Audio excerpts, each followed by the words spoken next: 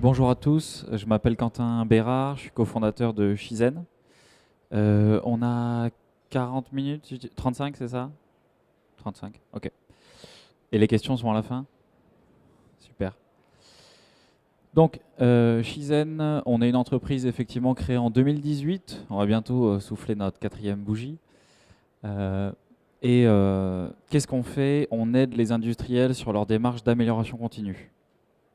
Ou Lean, ou excellence opérationnelle, vous mettez le synonyme que vous voulez. Le but, c'est comment est-ce qu'on va donner envie aux équipes de faire de l'amélioration. Donc nous, vous allez le voir après, on ne va pas être spécialisé dans la captation de données, dans la robotique ou quoi que ce soit. Nous, c'est, voilà, une fois qu'on a ces données, qu'est-ce qu'on en fait? Comment est-ce qu'on donne envie aux gens de faire de l'action, de faire de la transformation?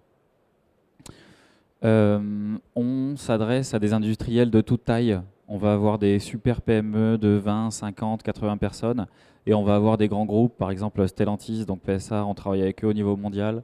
On travaille avec la holding suisse, Richemont, Biomérieux. Donc c'est vraiment pas une question de taille, c'est pas une question de secteur. Tout le monde fait des réunions de performance quotidiennes, tout le monde a des problèmes à gérer et des actions à mettre en place. Et c'est aussi pas une question de maturité lean.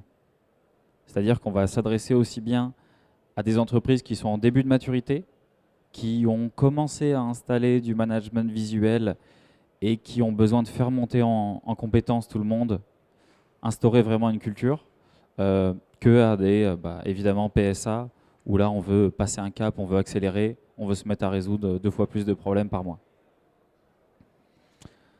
Alors, à quel problème on répond en général? Premier problème, c'est il y a des rituels ou des réunions de performance en place chez vous. C'est pas vraiment standardisé. Il y a le secteur 1, bon, il parle pas beaucoup de qualité parce que l'animateur il aime pas la qualité. Le secteur 2, etc., etc. Donc il n'y a rien de standardisé. Deuxième problème, c'est qu'il y a énormément d'actions qui sont générées, mais vous avez du mal à les suivre parce que vous avez un tableau Velleda, vous avez des post-it, vous avez des Excel, vous avez des cahiers, etc., etc. Je ne parle pas des Teams, des PowerPoint encore. Troisième point, c'est les problèmes terrain. Les opérateurs les connaissent par cœur, mais en revanche, ils ne remontent pas, donc ils ne sont jamais traités. À tel point que, voilà, on a tous l'habitude. Ce problème, on ne sait même plus que c'est un problème tellement on le connaît par cœur. Ce qui va de pair, c'est l'autonomie. On ne remonte pas les problèmes, mais surtout, on ne les traite pas parce que les gens ne sont pas autonomes pour résoudre un problème. On est très souvent en mode pompier. Il y a une fuite d'huile, on met un bout de scotch et il n'y a plus de fuite d'huile. Mais le problème, il n'est pas traité. Et il va revenir la semaine prochaine. Et le 5e point, qui est un peu une conséquence de tout ça, c'est que vous avez lancé une démarche d'amélioration continue. C'est peut-être la 3e fois que vous relancez la démarche en 15 ans. Et en fait, ce n'est pas au niveau. Et même si vous faites des progrès, ce n'est pas au niveau que vous espérez. Je ne suis pas dans un jugement de valeur. Hein. C'est souvent les industriels qui disent on n'est pas encore à ce qu'on veut faire. D'ailleurs, il y a des statistiques là-dessus. En Europe, c'est sorti l'année dernière, 80% des industriels estiment que leur démarche de progrès n'amène pas assez de progrès. Ce qui est un peu paradoxal. Alors, qu'est-ce qu'on va faire? Nous, on va être premièrement sur les réunions de performance. J'en ai parlé. Ça va être des réunions du terrain, donc des passages de consignes, des top 5, jusqu'au comité de direction. Donc on va vraiment faire toute l'escalade, en passant aussi par toutes les équipes support. Et le but, ça va être de donner une bonne trame, une bonne structure, pour que tout le monde soit à l'aise pour bien animer ça et parle de tous les sujets clés. Le deuxième point, la résolution de problèmes. On l'a dit, il y a un vrai enjeu déjà de donner l'envie et ensuite de méthodologie. Une résolution de problème, ça ne se fait pas n'importe comment. Les gens en ont conscience et on peut tomber des fois dans le piège du mon responsable amélioration continue sera là que dans 14 jours. On résolvera le problème dans 14 jours. Ce qui est un peu dommage. Troisième point, c'est la tournée terrain, les audits. L'enjeu, c'est de connaître la réalité du terrain. Beaucoup d'industriels le font, d'autres ne le font pas. Mais ceux qui le font, derrière, ils ont un gros enjeu de utiliser les données qu'on a captées. On a énormément d'industriels qui disent on fait les efforts, là ça y est, ça fait 18 mois qu'on fait des tournées terrain, tout le monde s'y met. En revanche, il n'y a pas la moitié des écarts qu'on a détectés qu'on est en train de traiter. Soit parce qu'on l'a oublié, soit parce que la tournée terrain, on l'a fait sur un papier, et puis une demi-heure après, quand on fait notre réunion, on est sur un Velleda qui ne reprend pas ce qui est écrit sur le papier, et du coup, on n'y a pas pensé. Bref, tout un tas de bonnes raisons qui font que ce n'est pas évident pour les équipes terrain de traiter ces problèmes. Ensuite, on va être sur le système d'escalade. Voilà, on a détecté le problème niveau terrain. Finalement, on n'est pas autonome. On l'escalade à l'atelier, puis on l'escalade au CODIR, etc. Et enfin, la consolidation des indicateurs. Vous avez des indicateurs au niveau, je sais pas, terrain, atelier. Et puis l'UAP gère 4 ateliers. Comment est-ce qu'on consolide? Un, pour avoir de la donnée réelle, factuelle, de qualité. Et surtout, faire gagner un paquet de temps à tous les responsables lignes, responsables d'atelier, qui ils ont écrit les indicateurs à leur niveau. Ils les réécrivent tous sur un cahier pour le réécrire sur le Velleda du niveau 2. Et ça donne pas trop envie de continuer. Je vais partir assez vite sur le produit. Je vais vous faire une démo. Juste, je vous explique la structuration du compte que je vais vous montrer. Imaginez bien que c'est entièrement paramétrable. Là, on va être sur un compte où mon niveau terrain, je l'ai appelé atelier. Donc voilà, on a plusieurs ateliers. L'atelier que je vais vous montrer va être en 2-8, donc on a 2 équipes qui se relaient. Au-dessus de ces ateliers, on a 2 UAP. On a évidemment des équipes support, et puis au-dessus de tout ça encore, on a le CODIR. Donc là, dans la démo que je vais vous montrer, on va vraiment s'intéresser d'abord à l'atelier 1, terrain. Je vais vous montrer un rituel terrain, comment ça pourrait se passer. Et puis ensuite, au niveau UAP, comment est-ce qu'on va consolider les données des 3 ateliers.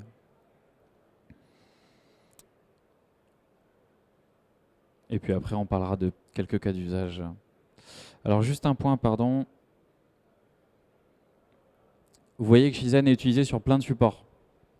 Là, on va être sur un grand écran tactile pour faire de l'animation.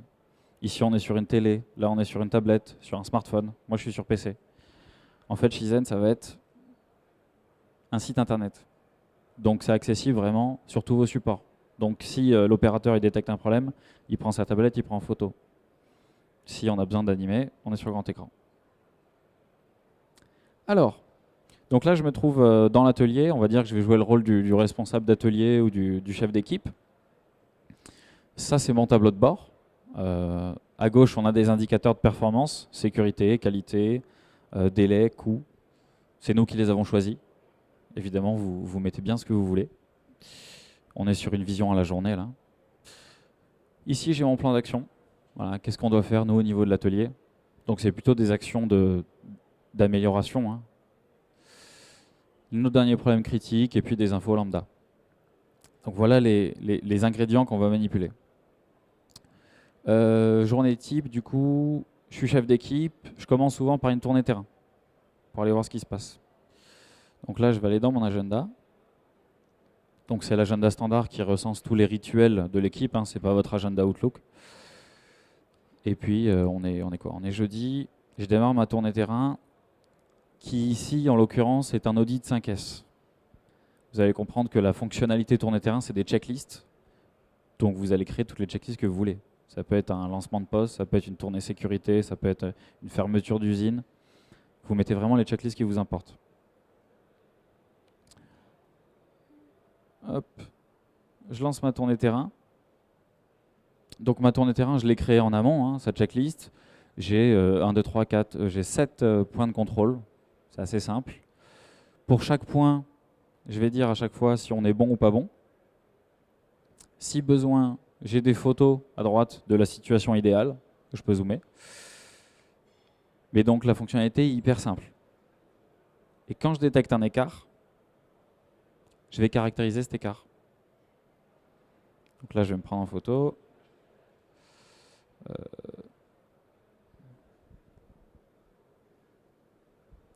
Vous avez compris le problème. Hop.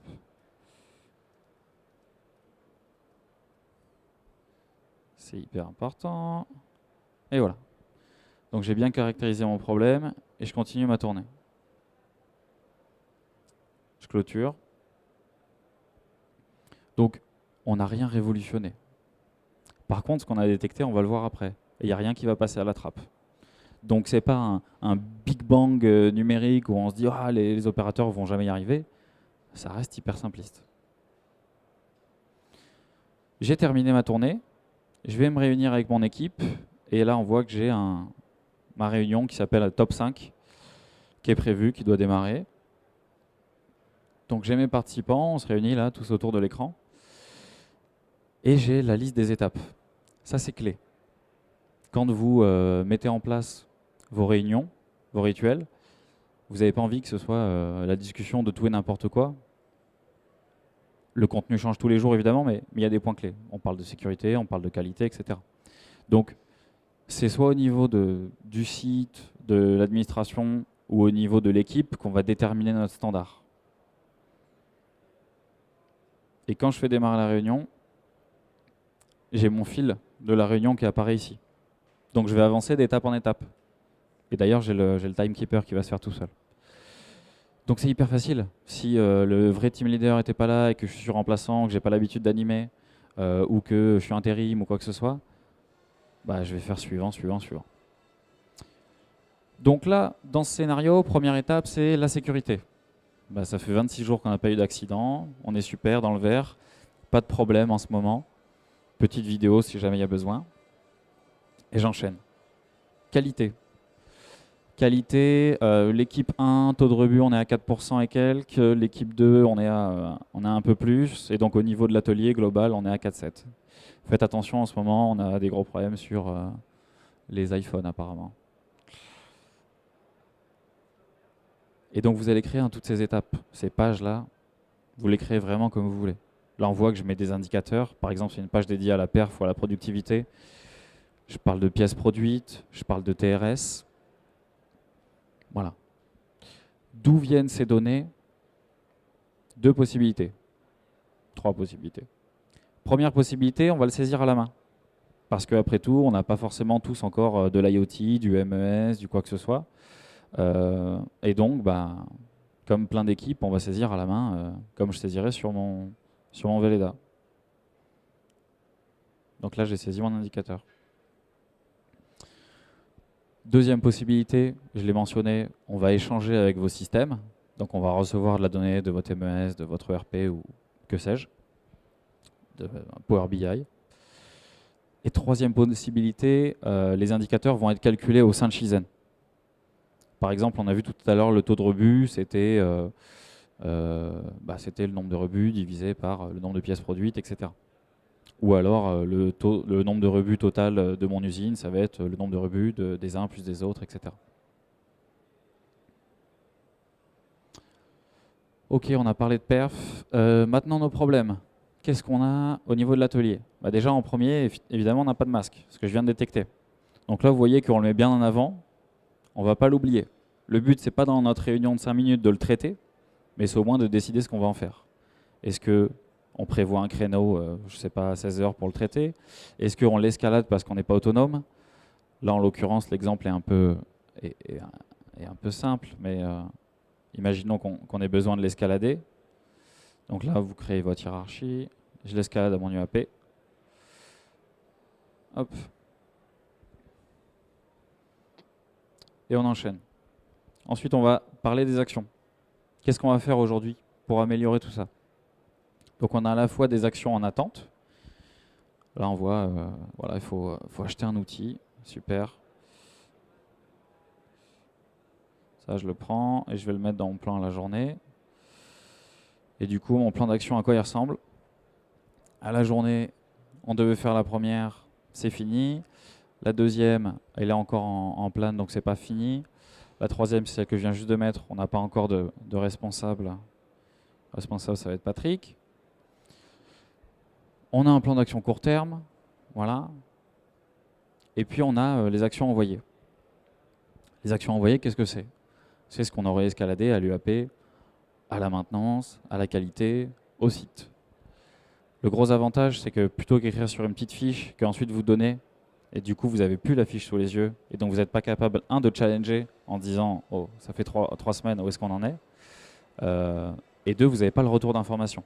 Et si vous voulez avoir un retour d'information, il faut que les équipes du dessus y pensent, c'est un effort mental, c'est un vrai effort de temps parce qu'il faut redescendre l'information. Là, quand l'équipe de Julie Calange va terminer son action, nous, on sera forcément au courant. On va le voir en direct. Petite précision, les noms des colonnes, vous mettez ce que vous voulez. Ça, c'est un exemple. On verra après, il y aura de la sécurité, etc. Ensuite, j'ai dit qu'on était en 2.8. Donc, on a créé cette page-là de passage de consignes. Voilà l'équipe 2, ce qu'ils nous ont prévu. Ils nous ont mis des petits mots, des petites informations. À nous de savoir. Au moins, vous avez quelque chose de structuré. Et vous savez qu'il est fait, qu'il est à l'écrit, qu'il est archivé. Donc, ça peut être intéressant. Bon, après, vous mettez les étapes que vous voulez. Il y en a qui vont parler de plan de charge, il y en a qui vont parler... Et puis, je conclus ici par des infos. Bon, c'est tout bête, mais visite client à 14 h. Voilà. Au moins, ça passe dans la réunion où il y a tout le monde. C'est pas un email qui a été envoyé. Ah, j'avais pas vu l'email, mince. Et donc, vous pouvez vraiment diffuser les messages aux différentes équipes, aux différentes zones. Et je termine. Donc voilà l'animation de réunion de performance sur Shizen. Je répète, vous définissez votre standard. Les gens vont aller d'étape en étape hyper facilement, donc ils ne vont rien oublier. Et le but, c'est de rester simple. On était au niveau de l'atelier. Imaginons que maintenant, une demi-heure après, il y ait la réunion au niveau du dessus, au niveau de l'UAP. Donc là, je vais changer d'équipe. Donc j'arrive au niveau de l'UAP. Bon, on voit que les indicateurs ne sont pas forcément les mêmes, etc. Je vais vous montrer un rituel. Ça va être redondant, donc on va aller très vite. On retrouve la liste des étapes qui du coup n'est pas forcément la même.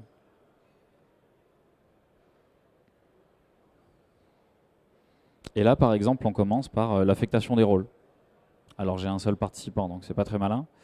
Mais comme bonne pratique d'animation, vous pouvez dire ok, qui va être l'animateur qui va être l'animateur, mais aussi qui va garder le temps, qui va être pouce décision. C'est des choses qui ne sont pas obligatoires. Mais ça peut être intéressant de se dire, ok, on monte en maturité, c'est intéressant, ça fait 6 mois qu'on est dessus. Est-ce que maintenant, en plus de l'animation, on ne mettrait pas un deuxième rôle, et puis un troisième rôle? Et le but, c'est d'impliquer tout le monde. Donc j'enchaîne, on retrouve des pages. Là, vous voyez qualité. On a consolidé les données des 3 ateliers. Donc il n'y a rien eu pour les responsables d'atelier à réécrire sur un tableau, à se tromper de chiffres entre-temps, etc. Hop, hop, hop. Et puis quand on arrive sur notre liste de problèmes à nous, donc au niveau de l'UAP, on voit bien qu'il y a le pas de masque qui arrive en premier avec le code couleur qui veut dire qu'il nous a été escaladé. Donc là, à nous de dire, ok, il y a telle équipe qui nous a escaladé le problème. Pareil, est-ce qu'on est autonome pour le traiter? Si oui, quand est-ce qu'on le traite? Et sinon, à qui on l'escalade? Donc là, je vais faire la résolution de problème juste à la fin de la réunion. Et puis on enchaîne. Là, vous voyez par exemple, au niveau de l'UAP, ce qu'on a créé comme page en plus, c'est le fait de challenger les tournées terrain. Alors c'est peut-être pas quotidien, c'est peut-être hebdo ou peut-être mensuel, sur un rituel mensuel. Mais vous allez regarder les paretos des éléments qui sont le plus souvent invoqués. Vous allez regarder si on fait bien les tournées terrain qu'on avait prévues. Là, on voit qu'on a quand même pas mal de points rouges. On doit faire à peine 50% des tournées qu'on est censé faire.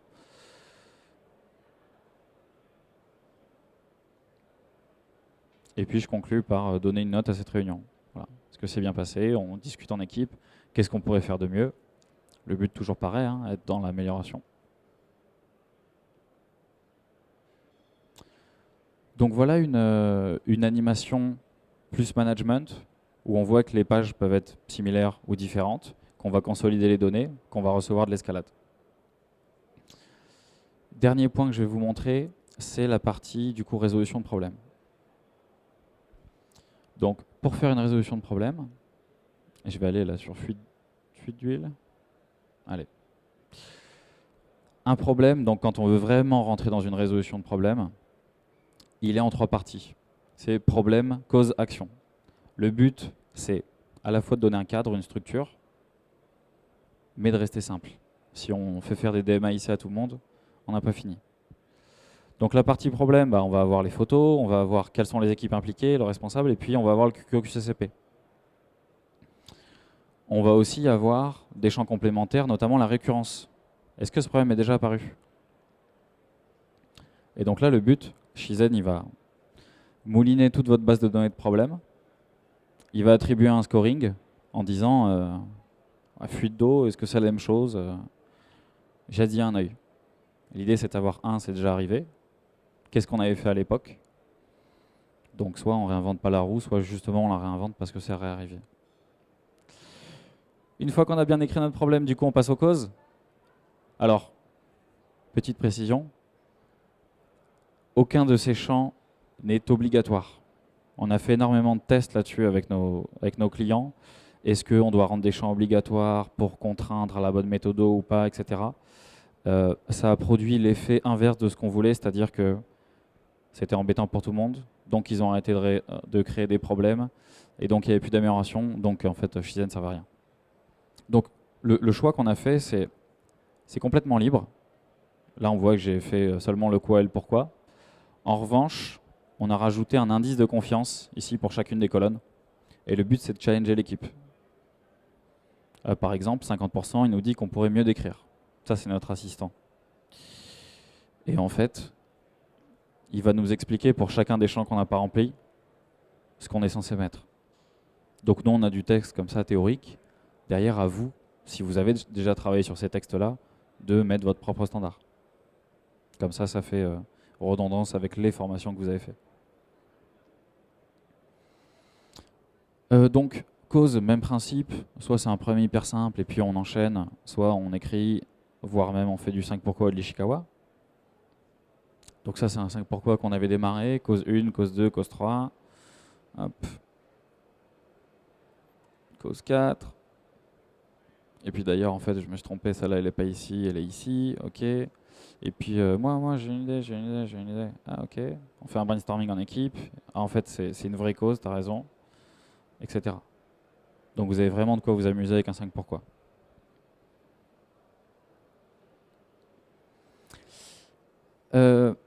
Et puis une fois que vous avez travaillé sur les causes, on enchaîne sur la création du plan d'action. Et donc là, vous allez créer vos différentes actions de résolution.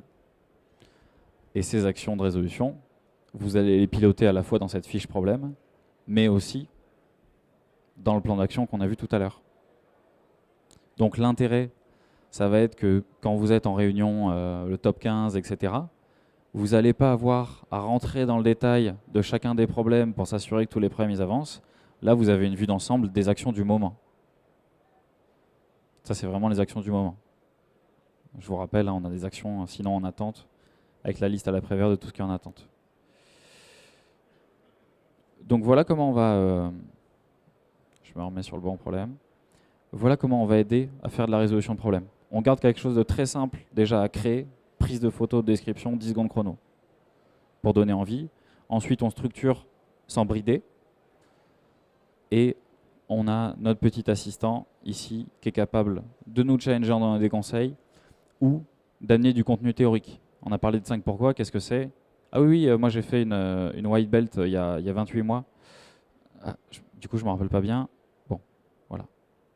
C'est pas, on ne sera pas master black belt, mais au moins on a le contenu, on va dire de la bonne taille et surtout qui arrive au bon moment. Je suis en train de faire un 5 pourquoi, j'ai le contenu du 5 pourquoi.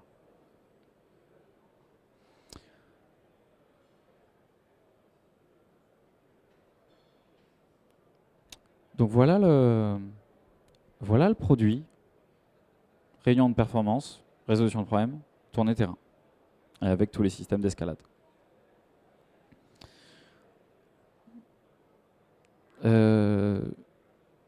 Alors, je vois le timing. J'ai trois cas clients à vous montrer rapidement. On va faire un vote vite fait à main levée. Est-ce que vous préférez voir du PSA, une ETI agroalimentaire ou de la logistique dans le domaine du luxe?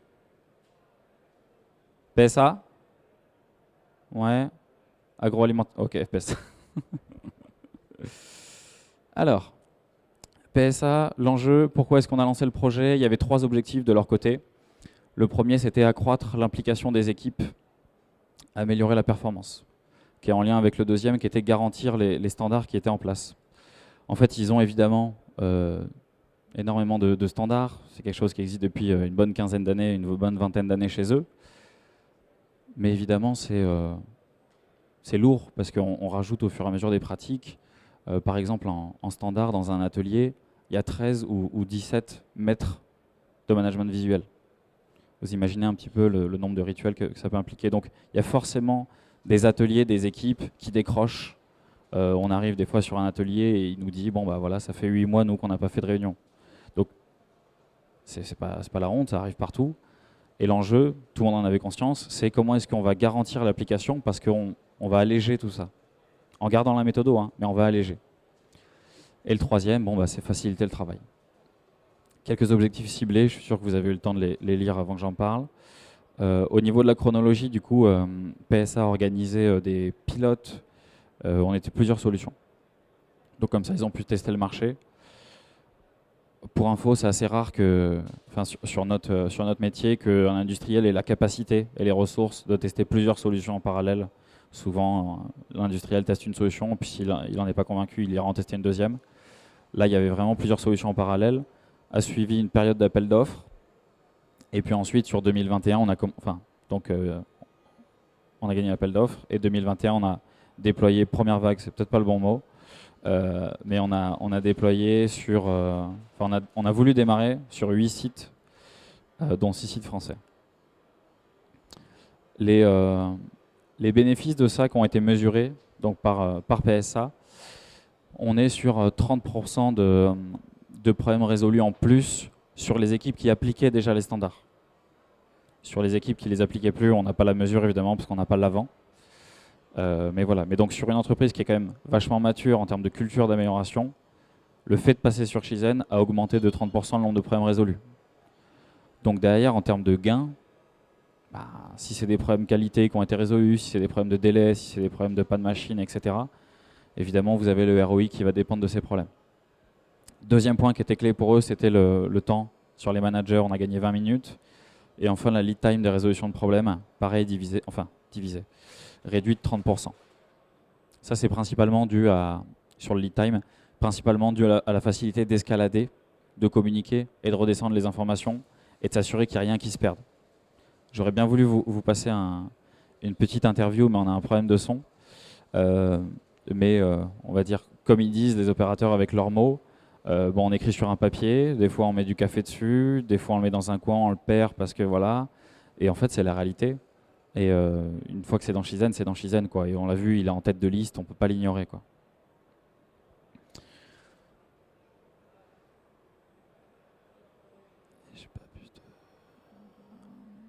Bon, j'ai pas plus d'infos. Donc pour info, voilà, on est sur 6 sites en France pour l'instant, plus un site en Espagne, un site au Portugal. Et l'année 2022 va être plutôt sur des sites anciens Opel et anciens FCA. Donc on va attaquer Allemagne, Ukraine, etc.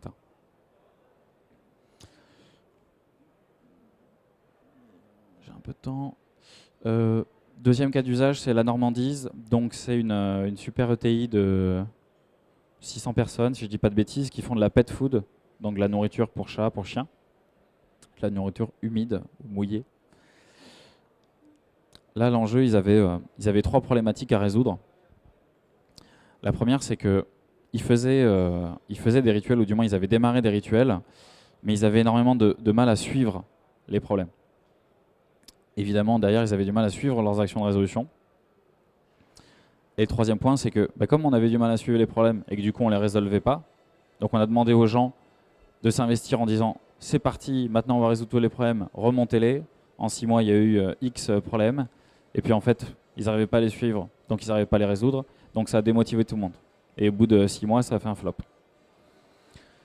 Donc là, l'enjeu, on a fait un pilote sur... voilà, pour vous représenter l'usine. C'est un peu le cas d'usage que j'ai montré tout à l'heure. En fait, ils ont 2 UAP.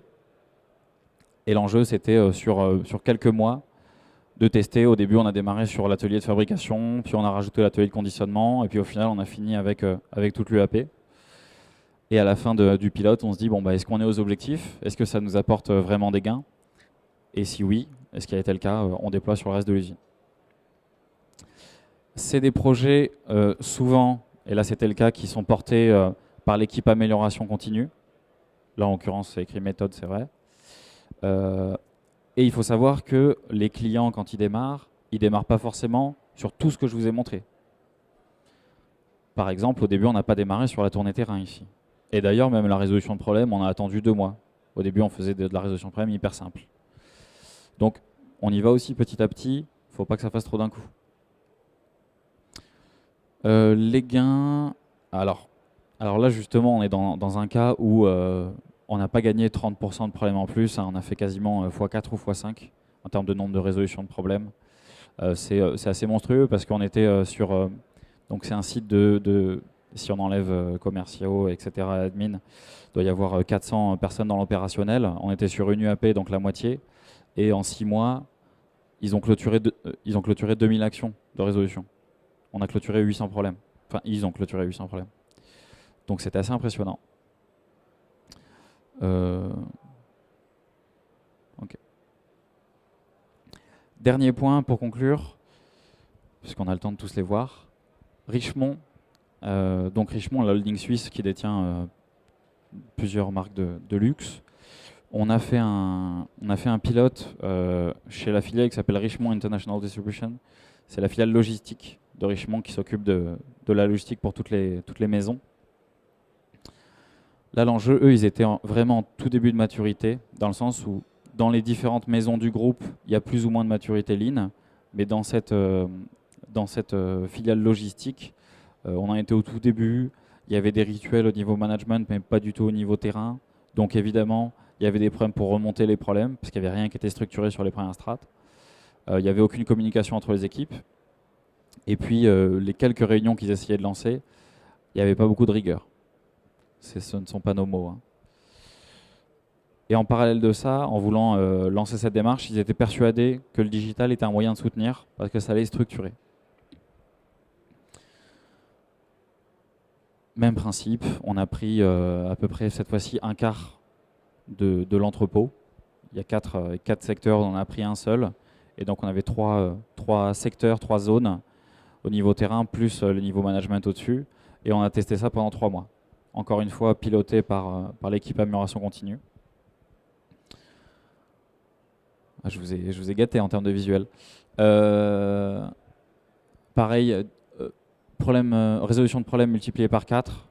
Enfin, j'ai envie de dire tout simplement initié. Jusque-là, c'était plutôt de la résolution de problèmes pompiers, sauf une ou deux vraies résolutions de problèmes par mois. Là, ça s'est vachement démocratisé et surtout, ça s'est démocratisé au niveau des équipes. Donc, ce n'est pas les équipes management et support qui se sont mis à résoudre beaucoup plus de problèmes. Toutes les équipes ont été impliquées et ont été autonomes. Et puis, ils étaient, je crois, à 98% de réunions faites, alors qu'avant, on était à même pas 30%. Donc voilà Shizen, il me reste 22 secondes. Si je peux conclure, s'il y a une chose que vous devez retenir, notre métier c'est de donner envie aux équipes de faire de l'amélioration. Comment avec une solution qui est un peu sympa et surtout qui va les cadrer, qui va faire en sorte qu'ils ne se perdent pas, qui va diminuer leur charge mentale parce qu'ils n'ont pas 12 000 trucs dans tous les sens. Voilà.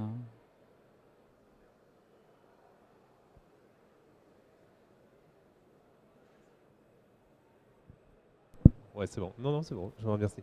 Merci beaucoup, Quentin. Merci pour cette présentation riche également de cas d'application, des cas d'application très divers et impressionnants. C'est vrai de par les volumes, compte tenu des déploiements multisites, notamment chez Stellantis. Est-ce que vous avez des questions par rapport à cette solution Shizen?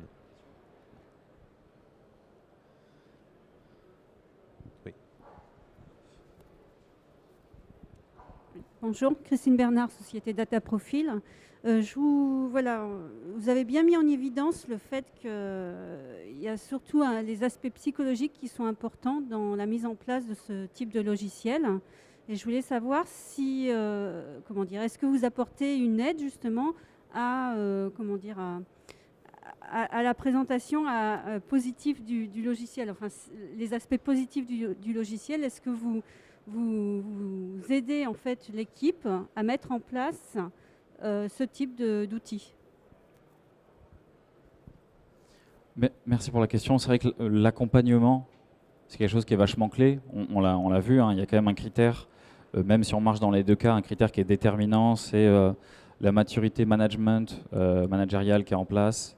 Est-ce qu'on valorise bien les choses? Est-ce qu'on accueille avec positivité les problèmes? Donc, on va dire qu'il y a deux niveaux. Nous, dans notre accompagnement standard, on va former à l'outil, évidemment, mais on va aller sur de l'accompagnement. Toutes les semaines, on est en contact avec les équipes, on vient sur le terrain. Les gens qui accompagnent chez nous ne sont pas des commerciaux, ne sont pas des informaticiens, c'est des gens qui ont tous un background consultant lean ou travaillent dans l'opérationnel. Donc, ils sont capables de discuter de manière pertinente avec les équipes. Ça, c'est l'accompagnement standard pour nous. Derrière, quand on voit qu'il y a un besoin, soit d'aller plus loin pour redonner les règles d'or d'animation, réfléchir au plan d'animation, est-ce que les indicateurs sont les bons? Là, on peut faire intervenir des partenaires experts en ligne en transformation. Et donc, que ce soit sur la définition des indicateurs, des choses très concrètes, ou que ce soit sur redonner les bonnes règles de management, on peut faire intervenir des partenaires. Ça répond à la question? Merci beaucoup. Vous avez donné quelques exemples de grandes entreprises. Je reviens à ces exemples-là. Est-ce que vous avez également des clients chez des petites entreprises, des PME? Oui, plein. Ça s'adresse à tout le monde, donc. Oui, plein. On va avoir Servinox qui fait 30 personnes, qui fait du matériel acier. On va avoir Galion qui fait du traitement de surface aéronautique, qui fait 70 personnes. On va avoir Sulo qui fait les poubelles plastiques, l'ex-filiale de Plasticomium. C'est un site de 60 ou 80 personnes.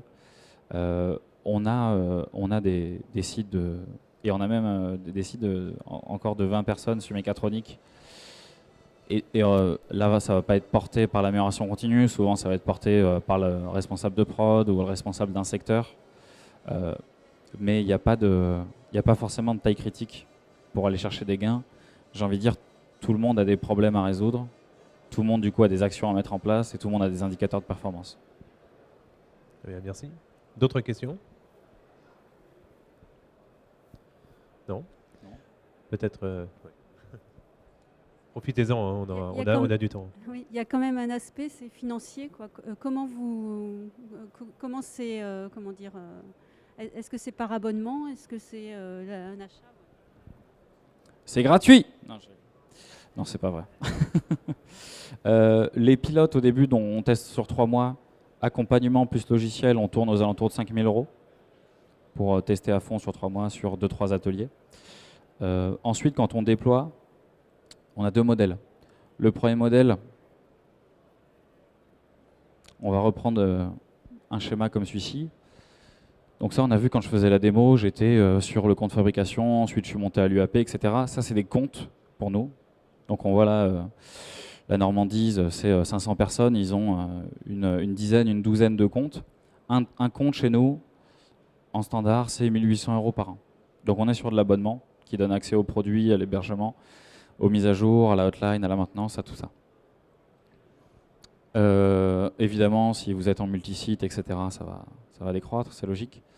Le deuxième point, on a bien conscience qu'il y a des sites où il y a peu de personnes, et par contre, il y a énormément d'équipes ou de rituels. On a des équipes de 1 personne, de 2 personnes, et donc on a inventé un deuxième modèle pour ces gens-là qui va permettre de mettre une limite. Et donc, par exemple, si vous êtes un site de 100 ou 150 personnes, vous ne paierez pas plus de 15 000 € par an. Voilà. Qu'il y ait 8 équipes ou qu'il y en ait 25 000, si vous êtes 100, vous ne paierez pas plus de 15 000 € par an. Donc on a ces 2 modèles-là.